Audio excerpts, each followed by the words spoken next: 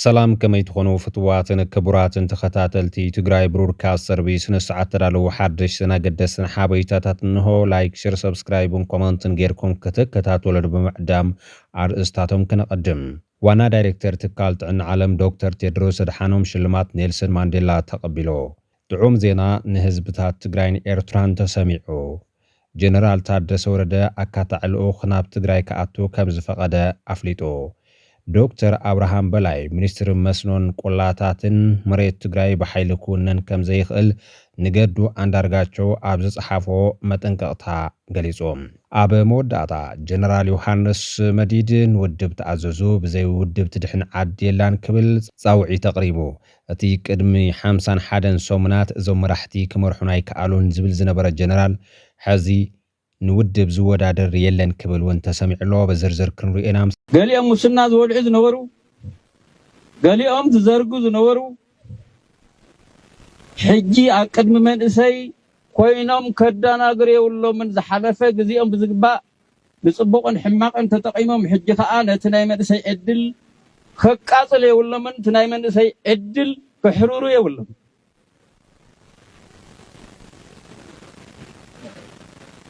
كنا سوي لهم يقبا كلتا قزي خدمي الناس خيل سب كن قبل يبنا أبناي وعلى عدمي زدمي سب أبناي قصالو تولد خدمي عدمي خن هو يبنا قزي خنا ما تشور لي يبنا اتمنى سي بعلي تلوت أمر هذا مواساتنا بوليتيكاوي أمرار حناي تودبي تبوليتيكا ودبي بوليتيكا ودبي ما ختم رحيوه حزب زمرصو حجون زلعله قبلنت اب تግራይ ዘሎ ወሲዩ ቃሊ ዝሕሸ ፖለቲካ ወዶ ተመጽ ይሰየ ኣብዚ ሕጂ ግዜ ትግራይ ለውጥ የለይ ኣብዚ ሕጂ ግዜ ዘመን እሰይ ለውጥ የለይ እዚ ለውጥ እዚ ዘይተበረዘ ማንም ዘይጎተቶ በትናይ መንእሰይ ናይ ባዕሉ አይዲዮሎጂ በትናይ መንእሰይ ናይ ባዕሉ ምሕሰቢ በትናይ ተመድረኽን ናይቲ ግዜን ዝምጥን ፖለቲካዊ ትንታነ ክኸውን ክእለሎ በዚ ደኾን ይሕሽ ናብዚ ደኾን ይሕሽ በዚ ደኾን ነወፅእ እዚ ዋጋ ይውል ካብ ፖለቲካዊ መሪሕነት ወፃኢ ብዝኾነ ካልእ ሓይሊ ትወፅእ ዓዲ የለን وبزرزر كنرئينا مسانا تنحهم كتكتاتولو بمعدام ناب زرزراتهم وانا دايركتر تكالت عن عالم دكتور تيدروس أدحانوم شلمات نيلسون مانديلا تقبلو وانا دايركتر ودبت عن عالم دكتور تيدروس أدحانوم ما بافريكا عالم لخوت صلات تتعنا بزقبرو بلوز أبركتو شلمات حدنت أفريكا نيلسون مانديلا تشلم الله تشلمات دكتور تيدروس أدحانوم بفلايا أبوان لبدا كوبيد 19 بزنبرو مرارحان معرويت عنا نمرقاز بزقبرو زي حلال صعري أفلوت أوزتبهاو مخانو تقليس الله بزدمات كبور دكتور مسكالوت صلوت مرحت عالم زخونو كم بريزيدنت لايبيريا نبر إيلان جونسون سرليف حويسو بتشلمات خبيرو إللهم ملختي دكتور تيدروس أدحانوم مدرخ زملكت ما وانا دايركتور تشلمات مستقبله زفلطو ناتي طرح زيكونه سامن العالم مسلت عنا نمحلاو ليتن معالتن سرح مسارحتي وني بصحيوم إللهم تشلمات زينتي تجراي بلوز عالم لخاو مرحي أبهاجرون عالم لخاو درجان زلو بلوز أفصات مسرحن دقيمو زرقاقزة أبنا تاو مسكر كوينو لو انقوا حقو سكا كنولا نفاتو دكتور أبراهام بلاي مالت منستر مسنون قولاتات إثيوبيا مريت تግራይ بحيل كونن كم زي خل نگتو اندارغاچو أب صحافو متنقطا غليزو دكتور أبراهام بلاي منستر مسنون كبابتات قولان أب قرب أوان زهابور إيتو منستر قداو صاي نبرن بريزيدنت كلل أمحارا أتو قدو اندارغاچون بتري نقفلو دكتور أبراهام نگدو تبلازن بني حاسو التاريخ زنقدن بموالون نقفولو دكتور أبراهام حيلتات أمحارا بمعطاق أن تقراي نمتقع عقم خنفتر لنا زبل تصاوع زلو حدوش كالا محدود نياتو قدو اندارغاچو يو بتر تقايم زلو إذا أقباب زي حقا وين عطوات كم عرد تتقيم كان يقزع لسخا بوليتيكا وشرحتات نمسوقوام زقبار دليت يكبلون ገሊጹ ኣሎ። ካብዚ ተወሳኺ ሉዓላዊ መሬት ትግራይ ብሕጋዊ መልክዕ ክረአ እናተባህለ እንከሎ ኣቶ ገዱ ኣብ ስልጣን ኣብ ዝነበረሉ እዋን ኩናት ምጽናት ዓሌት ትግራይ ከም ሽፋን ተጠቒሙ ሉዓላዊ መሬት ትግራይ ብሓይሊ ንምውሳድ ይጥቀም ከም ዝነበረን ኣብቲ ከባቢ ናይ ሓሶት ታሪክ ክዝርግሕ ፈቲኑ ከም ዝነበረን እዩ ሕጂ ዶክተር ኣብርሃም በላይ ኣብ ዘርግሑ ጽሑፍ ኣመልኪቱ ዘሎ። ክልቲኦም ሓለፍቲ ኣብ ውሽጢ ብልጽግና ኮይኖም ኣብ ልዕሊ ህዝቢ ትግራይ ጆኖሳይድ ክፍጸም ከም ዝገበሩ ዝፍለጥ ኮይኑ ሕዚ ግን ኣብ መንጎኦም ዘሎ ፖለቲካዊ ፈላላይ ስዒቡ ናብ ምትሕልላኽን ምዝልላፍን በፂሖም ይርከቡ። ዶክተር ኣብርሃም ንጡፍ በዓል ስልጣን ናይ ብልጽግና ክኸውን እንከሎ ኣቶ ገዱ ኣንዳርጋቸው ግን ሕጂ ኣብ ወጻኢ ኣብ ስደት ኮይኑ ኣንጻር ብልጽግና ይቃለስ ከም ዘሎ ዝፍለጥ እዩ። ኣቶ ገዱ ኣብ ምዕራብ ትግራይ ወረርቲ ሓይልታት ክሰፍሩ ሰፊሕ ስራሕ ካብ ዝሰርሑ ሓይልታት ጽንተት ናይ ኣምሓራ ምዃኑ ዝፍለጥ እዩ። ነቲ ብፌደራል ዝወፀ መግለፂ ንጉዳይ ሕፃፅ ዝምልከት ጊዜያዊ ምሕዳር ትግራይን ኮሚሽን ሓደጋን ድልውነትን ትግራይ መብርሂ ክህብሉ ተሓቲቶም መንግስቲ ኢትዮጵያ ብዙሕ ሰብዓ ሚእታዊት ሓገዝ ምግቢ ናብ ትግራይ ኣእትየ ከም ዝበለ ዘመልክት ውድብ ሕብራት ሃገራት ድማ ካብ 27 መጋቢት ክሳብ 23 ሰነ 300 ሓገዝ ምግቢ ኢኻ ናብ ትግራይ ኣብፂሕኻ ከም ዝበሎ ዘምስል ናይ ትዊተር ጽሑፍ ብብዙሓት ተጋሩ ተጠቀምቲ ማሕበራዊ ሚድያ ዝዘዋወር ዘሎ ኮይኑ እቲ ጽሑፍ ናይ ሰነ 2013 ዓመተ ምህረት እምበር ናይ ሎሚ ከም ዘይኮነ ኣረጋጊጽና ኣለና። እዚ ጽሑፍ ቅድሚ 4 ዓመት ኣብ ዓለም ለኻዊ ክራይሲስ ግሩፕ ዝሰርሕ ዝነበረ ዊልያም ዳቪሰን ገሊጽዎ ዝነበረ ሓሳብ ኮይኑ ሕዚ ከም ብሓዱሽ ኣብ ማሕበራዊ ሚድያ ኣጀንዳ ዝኾነሉ መደናገረ ስለ ዝኾነ እቲ ሓቂ ክፍለጥ ምእንቲ ሕብረተሰብ መብርሂ ክወሃቦ እዩ ተሓቲቱ ዘሎ። ኮሚሽን ሓደጋን ድልውነትን ኢትዮጵያ ኣውፂዎ ዘሎ መግለፂ ብወገን ትግራይ ብዘሎ ኣካላት ንጹር ምላሽ ዘድልዮ ምዃኑ እዩ ተገሊጹ ዘሎ። እቲ ጊዜያዊ ምሕዳር ዝተፈላለዩ ናይ ሰብኣዊ ሓገዝ ጸገማት ከም ዘለዎን ተወሳኺ ናይ ፌደራል መንግስቲ ሓገዝ ከም ዝደልን ተዛሓትት ነይሩ ብኮሚሽን ወገን ኣድላይ ድጋፍ ንምፍጻም ዘኽእል ድልውነት ዘለና ከም ዝኾንና ክንገልጽ እንደሊ ክብል እቲ ናይ ኢትዮጵያ መግለፂ ዝሓበረ ኮይኑ እዚ ማለት ጊዜያዊ ምሕዳርን ኮሚሽን ሓደጋን ድልውነትን ትግራይ ህዝቢ ጥሜየና ኣሎ ኢሎም እንተዝነብሩስ እኹል ሓገዝ ምሰደድና ነርና ግን ሓገዝ የድልየና እዩ ስደድና ኢሎም ስለዚ ሓተቱና ተወሳኺ ሓገዝ ኣይሰደድናን ዝብል ትርጓመ እዩ ንማሕበረሰብ ዓለም መንግስቲ ኢትዮጵያ መሓላሊፉ ዘሎ። ጊዜያዊ ምሕዳር ትግራይ ፍላይ ድማ ኮሚሽን ሓደጋን ድልውነትን ትግራይ ዝጠመየ ህዝቢ ኣለና ኢልኩም ኣይሓተትኩም እንትበሃሉ ኣለኹም እሞዚ እንታይ ዓይነት ግብረ መልሲ ኣለኩም ነዝብል ሕቶ ድማ ምላሽ ከም ዘድልዮ ተገሊጹ ዘሎ። ብርግጽ ኮሚሽን ሓደጋን ድልውነትን ትግራይ ብዛዕባ ዝምልከት ዓለም ለኻዊ ትካላት ዝፈልጥዎ ኾነ መንግስቲ ኢትዮጵያ ዝፈልጦ ዝተፈላለዩ ጸብጻባት ሂብና ኢና ክብሉ ከም ጸንሑ ዝፍለጥ እዩ። እዚ ከምዚ ኢሉ እንከሎ ግና ኮሚሽን ሓደጋን ድልውነትን ኢትዮጵያ ተጠሊዑ ኣብ ዘውፅአ መግለፂ ኣብ ዝሓለፈ 4 ወርሒ ብጠቕላላ 11406 ኩንታል እኽሊ ን14413 ዜጋታት ሓገዝ ኣብፂሐ ኣብ ዝበለሉ መግለፂ ኣዝዩ ዘሰክፍን ሓደ ሰብ ኣብ ወርሒ ኣስታት 16 ኪሎግራም በሊዑ ከመይ ኢሉ ክነብር ይኽእል ዝብል ሕቶ ዘልዓለ ኮይኑ ኣሎ። እዞም ኮነ ኢሉ ክመዛበሉ ዝገበሮም ወገናት ከምዘይሞቱውን ከምዘይሓዊውን ገይሩ እንተብቅዕ ፍሰስ ተፋሰስ ዝኾነ ረድኤት ሂበ ኢሉ ክኩረን ዝኽኣለሉ ምክንያት ግን ንባዕሉ ካብ ተሓታትነት ምምላጥ ዝደለየ ከም ዝመስል እውን ተገሊጹ ኣሎ። መራሕቲ ትግራይን ኢትዮጵያን ኣብ ከምዚ ዓይነት ናይ መግለፂ ምልውዋጥ እንትጽመዱ ግን እቲ ዋጋ ዝኸፍል ዘሎ ዝመውት ዝጠሚ ዘሎ ህዝቢ ምዃኑ ብተደጋጋሚ ዝተረኣየ ምዃኑ ዝፍለጥ እዩ። ቅድሚ ዓመታት መጋቢት 2013 ዓመተ ምህረት ዓለም ለኻውያን ትካላት ረድኤት ሓገዝ ጠጠው ከብሉ ዘገደደ ሰለስቲኦም ማለት ሕወሓት ሻዕብያን ሰራዊት ኢትዮጵያን ብሓባር ካብ ህዝቢ ትግራይ ዝሰረቕዎ ተሓታትነት ከይረኸበ ዝተረፈ ረድኤት ናብ ሓፂነ መፂን ናብ ወርቅን ተሰጋጊሩ ሎሚ እውን ናብ ሞት እኳ እንተበፅሐ እቲ ተሓታትነት ከረጋገጽ እዩ ዝብሉ ዝነበሩ ከም ሓላፊ ጸጥታ ዝኣመሰሉ ኣካላት ግን ቃልዎም ብተግባር ከም ዘየሽረፉ ዝፍለጥ እዩ። ነዚ ለይብነትን ዝኒኦ ናይ ስልጣን ህረፍ ቀንጠብጠብን ንቃለሶ ትቃልሲ ካብ ላዕሊ እንተኮይኑ ጽቡቕ ሓደ ኮይና ተወዲብና ንፍታሓዮ ኣፈላላይ እንተሃልና ንፈላለ እንተዘየለ ግን ንሶም ሻዕ ዝመፁ ንሕና ደቂስና ሱቅ ንበል ዝበለየ ይብላዕ ከም ጉዩ ይኽድ ዝሓዘ ይሓዝ ግን ትክክል ኣይኮነን። ካብ ታሕቲ ጀሚርና ካብ ጣብያ ካብ ቃል ጀሚርና ህዝብና ወዲብና ነዚ ለይብነትን ዝኒኦ ናይ ስልጣን ህረፍ ቀንጠብጠብን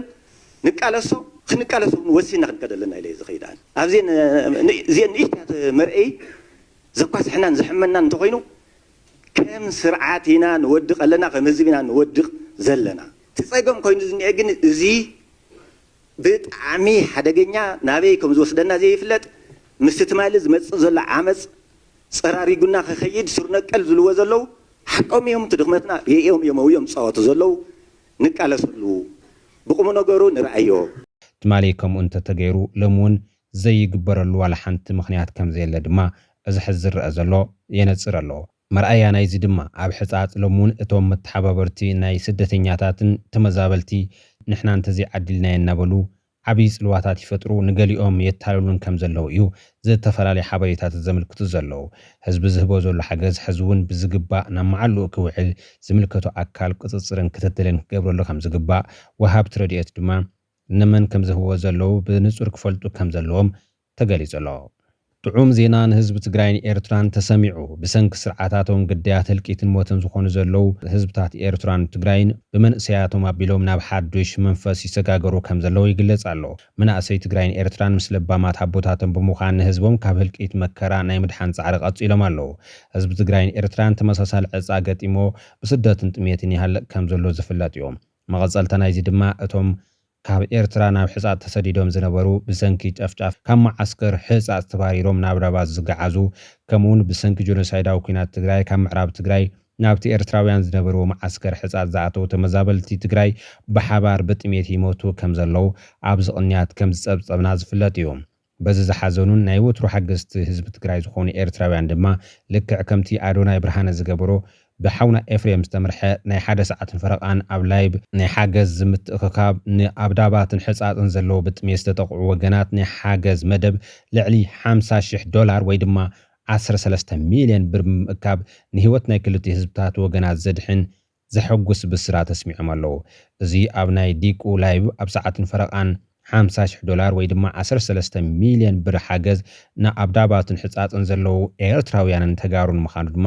ብዓብይ ምስጋና ተዓጅቡ ተገሊጹ ኣሎ ሰላም እግዚአብሔር አምላክ ምስ ኩላትኩም ይሁን ኣብ መላእ ዓለም ትርከቡ ኩልኻትኩም ኣሕዋት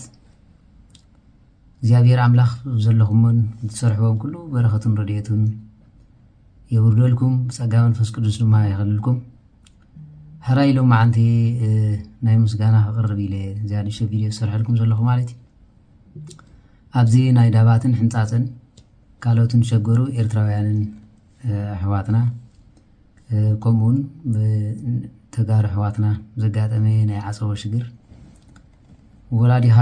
እንዳበኸይ ካብ ምርኣይ ዝኸፍእ ነገር የለን ሓፍትኻ ዲኻ ኩሉ ብጣዕሚ ዝሓዘናሉ ጉዳይ ማለት እዩ ነዚ ናይ ሓገዝ ዝገበርናዮ ድማ ኣብዛ ሰዓትን 25 ደቂቕ ዘይትመልእ መቸም ነዚ ህዝቢ ሳና ኣካቢ ሳና ኣቦ ክረድእ እንዳኻኣለ ከሎ ክራዳእ እንዳኻኣለ ከሎ ብዙሕ ግፍዕ ዝረኸቦ ህዝብን ሓውን ብፍላይ እቶም ናእሽቱ መንእሰያት እውን ማለት እዩ ልቢ ኩሉ ብዝትንክፍ ኣብ ሰዓትን ፈረቓን ብዘይመልእ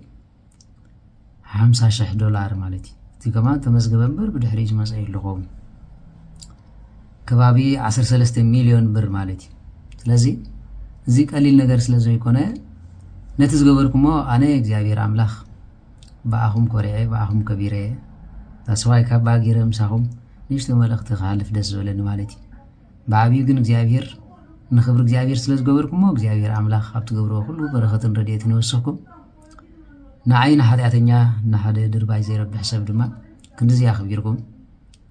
ብፍላይ ማሕበር መድኃኔዓለም ቅድስት ድንግል ማርያም ቅዱስ ጀወርግስ ምሳይ ኣብ ዘለኹም ከምኡውን ብቲክቶክን ፌስቡክን ትከታተሉት ማሕበር ዘየለኹም ኩልኹም ዝገበርኩሞ ዘይርሳዕ ዓብይ ታሪክ እዩ ማለት እዩ ብዘይካዚ ኤርትራውያን ጋዜጠኛታት ሄኖክ ተኽለን ጆዲ ተድሓኖምን ኣብ ሕፃፅን ዝርከቡ ተመዛበልቲ ምዕራብ ትግራይ በሲቪክ ማሕበር ጽላል ምዕራብ ትግራይ ኣቢሎም ንነብሲ ወከፎም 100,000 ቅርሺ ደገፍ ከም ዝገበሩ ፍሊጦም ኣለዎም በዓል ተፈታዊ ተክሸውን ካልኦትን ስጋብ ሕጂ ኣብ ዝተፈላለዩ እዋናት ደገፍ ይገብሩ ከም ዘለው ዝገልጹ ኮይኖም ሕዚ ድማ ኣብ ካልኦት ሃገር ወከልቲ ጌርና ንዋጾ ዘለና ኩሉ ሙሉ ከባቢ $20,000 ኣኪዩና ኣለና ክብል ተፈታዊ ተክሾብ ኣብ ዝዘርግሑ ሓዱሽ ሓበሬታ ኣመልኪቱ ኣሎ ካልኦት ብዙሓት ኤርትራውያን እውን ኣብዚ ዘይተጠቕሱ ሓገዞም እናበርክቱ እዮም ጀነራል ታደሰ ወረደ ንኩሎም ኣብ ዝሳተፉ ዘለው ኤርትራውያንን ኢትዮጵያውያንን ከም ዘመስገነ እውን ዝፍለጥ እዮም ፍላይ ብኤርትራውያን ቅድሚ ሕዚ ተገብረ ኮነ ሕዚ ዝግበር ዘሎ እዚ ዓብይ ተግባር ብዛዕባ ናይ ሎሚ ጥራሕ ዘይኮነስ እንኮላይ ብዛዕባ ጽባሕ ዘመልክት ምዃኑ እዩ ዝእመነሉ ዘሎ ብዛዕባ እቲ ሕወሓትን ህግደፍን ዘፍሰስዎ ደምን ድሕሪኡ ዘሎ ሕሰም ቁስልን ጽልእን ምድባስ ህዝቢ ምስ ህዝቢ ምቅርራብ እዩ ዝኸውን ዘሎ ተባሂሉ ኣሎ ህግደፍ ንኢትዮጵያ ብላዕለዋይነት ክዝውር ክብል ምስ ሕወሓት ብዝፈጠሮ ዘይዛረ ጽልኢ የህዝብ ኤርትራ መጻወት ብልጽግና ገይሩ ንህዝብ ትግራይ ድማ ግዳጅስ ጄኖሳይድ ከም ዝገበረ ዝፍለጥ እዩ ኣብ መወዳእታ ግና ብልጽግና ንኤርትራ ዝፈረሰት ሃገር ዝብል ሰነዳዊ ፊልም ኣብ ዝዋን ክሳብ ምስራሕ ኣብቂዑን ንቃልሲ ህዝቢ ኤርትራ እናቆናጸበ ከም ዘሎን ዝፍለጥ እዩ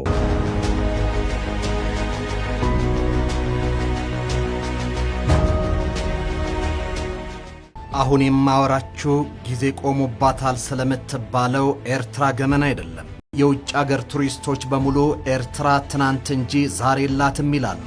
ሙዚየም የሚል ቃል የተሸለመችውም ካሁንነት ይልቅ ትዝታነቷ ስለሚያጋድል ነው። በኢትዮጵያ አርሶ አደሩ ጋር የደረሰ የኢንተርኔት አገልግሎት በኤርትራ ባለጸጎች ቤት ውስጥ የለም። ዜጎች ከኢንተርኔት ጋር የተሳሰረ ህይወት የላቸውም። የከተማ ልማት፣ ኢንዱስትሪያላይዜሽን፣ ዲጂታላይዜሽን እና ዓለም አቀፍ የፋይናንስ ትስስር የሚባሉ ወሳኝ የኢኮኖሚ ቃላት ኤርትራ ላይ ይገደፋሉ።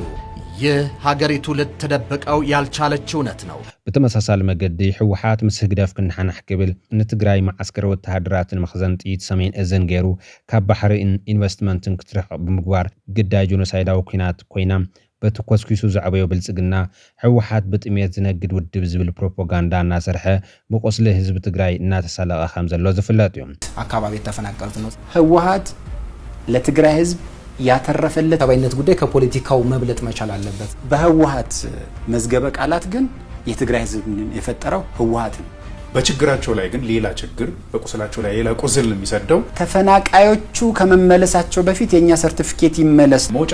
زي هي أكل دم حوحاتن هجدفن نسبتها تجاين إيرتران كم مدامين كم قصة رحنتن غيرهم زتتقملو سمم على الجرس اللي هي كان إثيوبيا ودو عصب كسئنا الناس لزخيل عين قبولون بموال تنكي عودة كينات إثيوبيا إيرتران جورو كم زحاسبو يقل سيوم زلو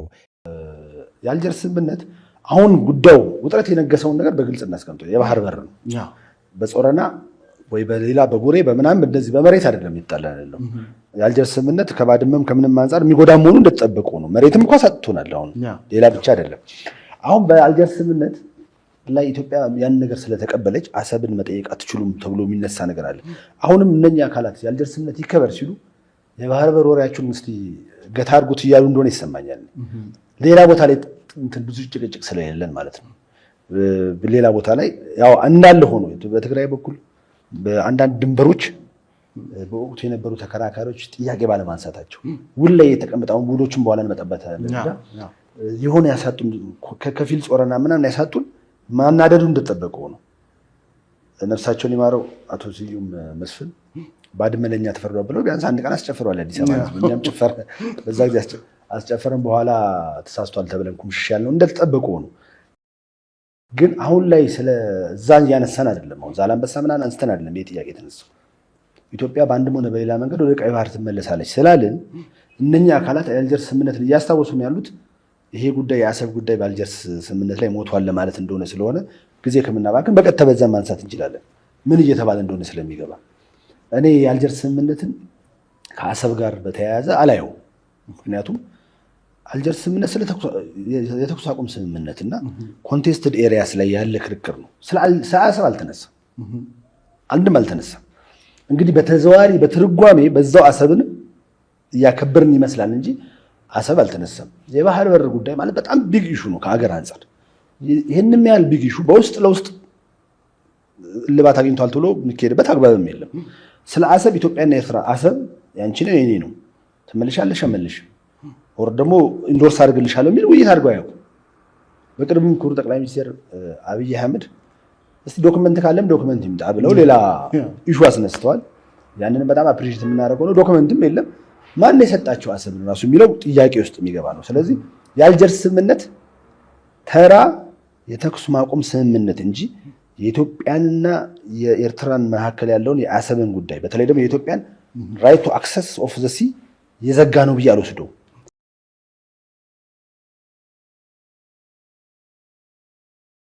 ነዚ ኣብ ግምት ዘእቱ መናእሰይ ትግራይን ኤርትራን ምስለ ባማት ኣቦታቶም ብምዃን ውዑል ኣልጀርስ ንኽልቲኡ ህዝቢ ዝቕይድ ኣይኮነን ሕውነትን ጉርብትናን ንኹሉ የሕወየ እዩ ብምባል ዓብዪ ተስፋ ዝህብ ምንቅስቓሳት ብምክያድ ተስፋ ህዝቦም ይኾኑ ብምህላዎም ኣገናዕ ተባሂሎም ኣለዉ ንበዓል መለስን ኢሳያስን ኣብ ዶባስ ዘለዉ ህዝብታት ትግራይን ኤርትራን ዘባእሰና ዶብ የለን ይትረፍ ንሕና ጥሬትና እውን ባእሲ የብለንን ብዶብ ዘዋጥጥ ኣሎ እንተኢልኩም እውን ብሕጊ እንዳባ ባዕልና ክንፈትሕ ኢና ኣይተዳሙይና እናበልዎም ናብ ኩናት ምእታዎም ከይኣክል ኣብ ኣልጀርስ ተፈራሪሞም ንሱ መንደቕ ጽልኢ ኮይኑ ንልዕሊ 20 ዓመታት ከም ዘይራኸቡ ገይሮም ንህልቂት ዳሪገሞም ከም ጸንሑ ዝፍለጥ እዩ ሕዚ መንእሰይ ክልቲኡ ወገን ብሓፈሻ ኣብቲ ዶብ ዘለዉ መናእሰይ ድማ ብፍላይ ኣብ ማእኸሎም ፖለቲካዊ ልኡኽ ከይሓወሱ ብሰብኣውን ሕውነታውን መንፈስ ነዚ ናይ ዓመታት ናይ ጽልኢ መንደቕ ኣብ ዘፍርስ ቅዱስ ተግባር ይርከቡ ሕውነቶም ናብቲ ዝነበሮ ንምምላስ ድማ ጻዕርታት ይገብሩ ኣለዉ እዚ ድማ ተስፋ ክልቲኡ ህዝቢ ኮይኑ ይቐጽል ኣሎ ይመላእ እዩ ዘብል ዓብዪ ስራሕ ኮይኑ ኣሎ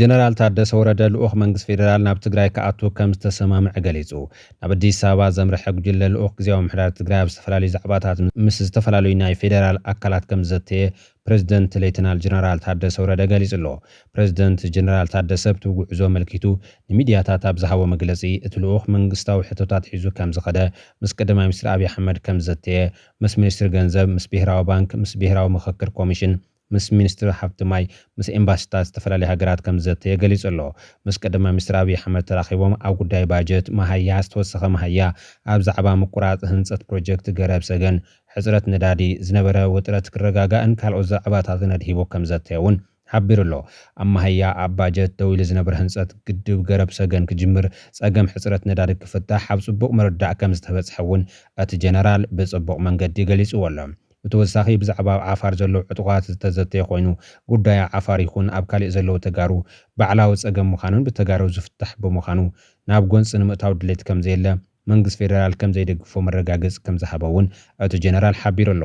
ኣብ ትግራይ ዘሎ ኩነታት ንምፍታሕ ውሽጣዊ ጉዳያትካ ብባዕልኻ ብምዝታይ እናተላዘብካ ዘላቕ መፍትሒ ንምምጻእ ከም ዝስራሕ እውን ኣመልኪቱ ኣሎ ምስ ዋኒን ለቓሕ ማሕበረሰብ ንግዲ ተጋሩ እውን ልዝብ ዝተገብረ ኮይኑ ቅድም ኢሎም ዝተለቅሕዎ ገንዘብ ክርአ ተወሳኺ ልቓሓት ክረኽቡ ኣብ ህንፀት ኣባይቲ ማኒፋክቸሪንግ ሕርሻን ካልኦትን ዝነጥፉ ክድግፉ ዕዱላት ልቓሕ ክመቻቸው ኣብ ዝብሉን ካልኦት መሰረታዊ ጉዳያትን ምስ ባንኪ ንግዲ ኢትዮጵያን ብሄራዊ ባንክን ድሕሪ ምዝታይ ጽቡቕ መርዳእ ከም ዝተገብረ ገሊጹ ኣሎ ምስ ብሄራዊ ምክክር ኮሚሽን ኣብ ዝነበረ ልዝብ ኣብ ጽባሕ ኩናት ዘላ ትግራይ ብዙሓት ፀገማት ከም ዘለዋ ናይ ፍትሒ ተሓታትነት ከም ዝጠልብ ኣብ ትግራይ ዝግበር ዘተ ካብ ካልኦት ክልላት ብዝተፈለየ መልክዑ ክካየድ ከም ዘለዎ ተሓሲቡ ብሓባር ክስራሕ ኣብ ምርዳእ ከም ዝተበፅሐ ሓቢሩ ኣሎ ምስ ሃገራዊ ቦርድ መረፃ ኢትዮጵያ እውን ሓፂር ዘተ ከም ዝተገብረን ኣብ ትግራይ መረፃ ንምክያድ ምቹው ኩነታት ኣሎ ዶ ንዝብል ተጸኒዑ ወጋዑ ምላሽ ከም ዝወሃቡ እውን ሓቢሩ ኣሎ ኣብ ተሓሳሳቢ ኩነታት ዝርከብ ዋኒን ተመዛበልቲ እውን ዘተ ዝተገብረሉ ኮይኑ ተመዛበልትና መረበቶም ንምምላስ ኣብ ዝከኣለሉ ምርዳእ ተገይሩ ውሕስ ብዝኾነ ኣግባብ ሽኻልካ ጌርካ ብቐዳምነት ክስርሐሉ ዘቲና ኢና ኢሉ ኣሎ ብሓፈሻ መብዛሕትኦም ዛዕባታት ጽቡቕ ምርዳእ እተገብረ ሃናፃይ ዘተ ምንባሩ ብምዝኻር ንምሉእ ተግባራውነቱ ክትትልን ሓበራዊ ስራሕቲ ከም ዝጠልብ ፕሬዚደንት ጀነራል ታደሰ ተዛሪቡ ኣሎ ብዛዕባ ተመዛበልትን ግዛእታዊ ሓድነትን ብፍሉይ ጉዳይ ምምላስ ተመዛበልትን ግዛእታዊ ሓድነትን ምፍታሕ ቀጻሊ ርክባት እናተገብረሎም ዘላቕ መፍትሒ ንኸቕመጠሎም ኣካለት ምርዳእ ኮይኑ ከም ዘሎ እዩ እቲ ጀነራል ኣመልኪቱ ዘሎ ብተመሳሳሊ ብዛዕባ እቲ ክትዕ ዝግበረሉ ዝነበረ ኮሚሽን ምክክር መረፃን እውን ምስ ኮሚሽን ምክክር ኣብ ዝነበረ ርክብ ትግራይ ፍትሒ ትደሊ ብኩናት ዝተጎድአ ህዝቢ ዘለዋ ብምዃና ምስ ካልኦት ክልላት ብማዕረ ክረአ ከም ዘይብሉ ስግኣቱ ከም ዝገለጸን ብቐጻሊ ድማ ህዝቢ ዝትየሉ ኣጀንዳታት ንምድላው ተረዳዲኡ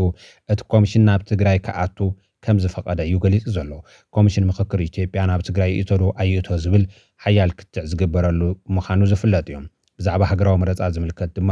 ግዜያዊ ምሕዳር ትግራይ ኣብ ውሽጢ እዚ ሰሙን ወግዓዊ ምላሽ ክህብ ምዃኑ እዩ ገሊጹ ዘሎ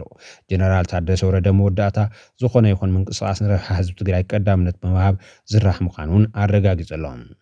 ኣብ መወዳእታ ጀነራል ዮሃንስ መዲድ ንውድብ ተኣዝዙ ብዘይ ውድብ ትድሕን ዓድየላን ክብል ፃውዒት ኣቕሪቡ እቲ ቅድሚ 51 ሰሙናት እዞም መራሕትና ክመርሑና ይከኣሉን ዝብል ዝነበረ ጀነራል ሕዚ ኣብ ትግራይ ሰብ ብጥሜት ይሕለቕ ኣብ ዘለሉ ዘሎ ወቕቲ ንውድብ ዝወዳደር የለን ሕዚ እውን ንሳያ ክትመርሐና ንውድብ ተኣዘዙ ክብል እዩ ተሰሚዑ ዘሎ ኢህወደግ እውን ኢትዮጵያ ብዘይ ኣነ ክትፈርስ እያ ኢትዮጵያ ክትህለይ ትኽእልን ብዘይ ኢህወደግ እናበለ ኣብ ልዕሊ ትግራይ ጆኖሳይድ ከም ዘዋለደ ዝፍለጥ ኮይኑ ኢትዮጵያ ግን ንትግራይ ካብ ብጆኖሳይድ ምጭፍጫፍ ሓሊፋ ክሳብ ሕዚ ትቕፅል ከም ዘላ ዝፍለጥ እዩ ንውድብ ተኣዘዙ ክብል ምስምዑ ግን ንብዙሓት ተገሪሙ ኣሎ እቲ ቅድሚ 51 ሰሙናት መንእሰይ ዝሓቶ ዘሎ ልክዕዩ ምስ ግዜ ዝኸይድ መንእሰይ መሪሕነት ንቕድሚት ይምጻእ ናይ መናእሰይ ዕድላት ክነበላሽ የብልናን ለውጢ የድልየና እዩ መንእሰይ ለውጢ ይደልሎ እዞም መራሕትና ክመርሑና ይከኣሉን ዝብል ዝነበረ ጀነራል ንውድብ መወዳደርቲ የብላን ካልእ ንውድብ ዝትክእ የለን ክብል ኣብ ኣደባባይ ምስምዑ ንብዙሓት ዘደንፅኦ ኮይኑሎ እቲ ዝገርም ነገር ግን እቲ ጀነራል ስርዓተ ፍትሒ ናይቲ ሕወሓት ዝዘርግሖ ምሕደራ ጸረ ብሄረ ትግራይ እዩ እናበለ እውን ንውድብ ተኣዘዙ ምባል እዩ ፖለቲካዊ ውድቢት መኸተ መሪሕዎ ህዝቢ ዝመረፆ ሕጂ እውን ዝለዓለ ቅቡልነት ኣብ ትግራይ ዘለዎ እዩ ካልእ ዝሕሸ ፖለቲካዊ ውድብ ተመፂ ይሰየ ዝሕሸ ይፍቶም በረይትላ ግን ሕጂ ብጭቡጥ ህዝቢ ከተሓብር ዝኽእል ህዝቢ ከክትት ዝኽእል ህዝቢ ተስፋ ዘለዎ ኣብዚ ውድብ እዚ ተሓላፍነት ኣውኡ ዘሎ ሕጂ እውን ስለዚ እቲ ፖለቲካዊ መሪሕነት ኣብ ቅድሚት ተሰሊፉ ቶም ፈተናታት እናተሳገረ ንኹላትና ሒዝና ተሸክምና ክወፅእ እንተዘይክእሉ በዚ ደኾን ይሕሽ ናብዚ ደኾን ይሕሽ በዚ ደኾን ንወፅእ እዚ ዋጋ ይብል ካብ ፖለቲካዊ መሪሕነት ወፃኢ ብዝኾነ ካልእ ሓይሊ ትወፅእ ዓዲ የለን ኣብዚ ሕጂ ዘለናዮ ደረጃ ፖለቲካና ተዘሪገሉ ፖለቲካና ብሽግር ኣትሎ መራሕትና ብቁጥዑ ክመርሑና ይከኣሉን ኣብዚ ሕጂ ግዜ ትግራይ ለውጥ የድልያ ኣብዚ ሕጂ ግዜ ዝመንእሰይ እዚ ለውጥ የድልያ እዚ ለውጥ እዚ ዘይተበረዘ ማንም ዘይጎተቶ በቲ ናይ መንእሰይ ናይ ባዕሉ አይዲዮሎጂ በቲ ናይ መንእሰይ ናይ ባዕሉ ምሕሰቢ በቲ ናይቲ መድረኽን ናይቲ ግዜን ዝምጥን ፖለቲካዊ ትንታነ ክኸውን ይኽእል ኣለዎ ኣብቲ ዝተዘረገ ፖለቲካ ኣትዩ ዝዝረግ ለውጢ ከተኣናግድ እዩ ክሳብ ሕጂ ከቢድ ዋጋ እናኸፈሉ መሓዙትና ብናህና ዓድመ ዘለው ካባና ዝዓብዩ ምንኣስና ምሕባይና ዝኾኑ ንትግራይ ዋጋ ከፊሎም ናብዚኣ ኣብፂሖም እዮም በዚ መንእሰይ እዚ የራኺቦማ እዮም እዛ ሕጂ ዘላ ግዜ ይሕመቕ ይፀብቕ እቲ መድረኽ ዝኾነ ዋጋ ከፊሎም ሓሊፎማ እዮም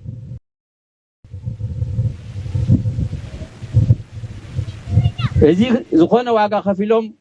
ናብዚኣ ዘብፅሕዋ እዞም ሰባት እዚኦም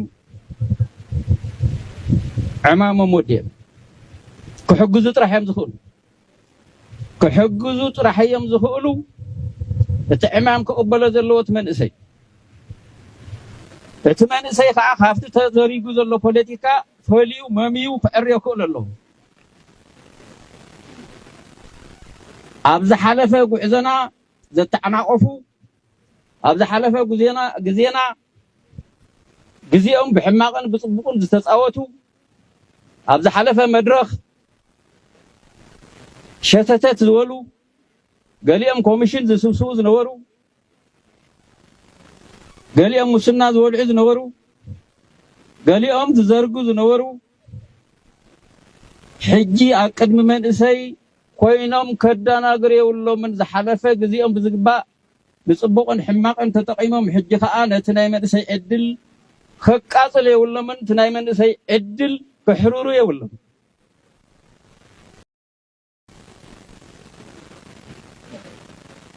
ክነስተውዕሎም ይግባእ